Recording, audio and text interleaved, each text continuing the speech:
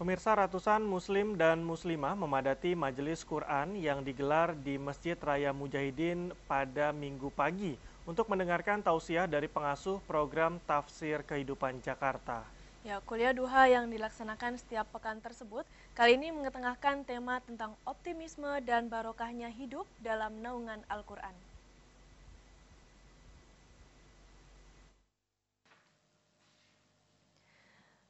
Ratusan muslim dan muslimah yang mengikuti majelis Quran begitu antusias mendengarkan tausiah yang disampaikan Ustadz Ahzami Jazuli dari Jakarta.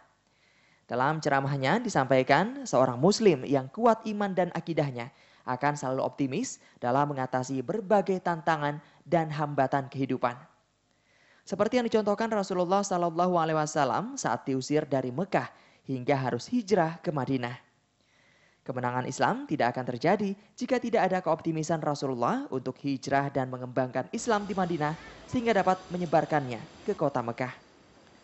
Sebab pada umumnya orang yang berhijrah memiliki kekuatan, semangat dan daya tahan yang lebih besar.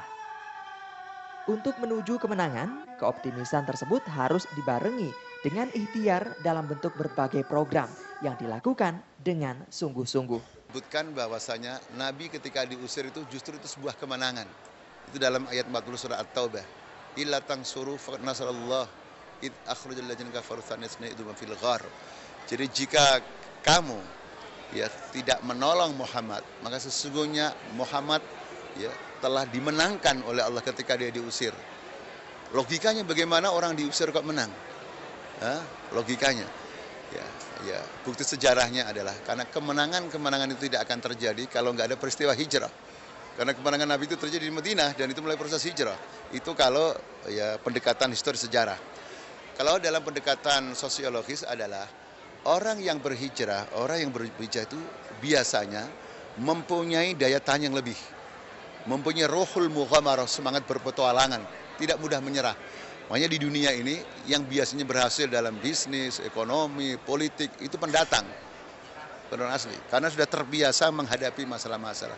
Itulah diantaranya yang kita maksudkan dengan kita menyontoh manusia-manusia terbaik. Karena hidup ini sebuah pengulangan sebenarnya.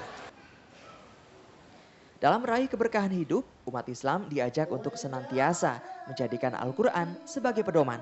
Tidak hanya dibaca dan dihafal, tetapi juga dipelajari dan diamalkan dalam kehidupan sehari-hari. Sebagai kitab suci penyempurna dari yang telah ada sebelumnya, Al-Quran merupakan mukjizat yang harus diyakini setiap umat. Terutama bagi para pemuda yang harus memiliki semangat dan keoptimisan untuk berbuat lebih baik. Tidak hanya untuk kepentingan diri sendiri, tetapi juga dalam memperjuangkan kemenangan Islam di muka bumi. Untuk itu, Majelis Quran diharapkan tidak hanya digelar di masjid, tetapi juga dapat dikemas dalam berbagai bentuk, seperti kegiatan olahraga maupun kegiatan lainnya.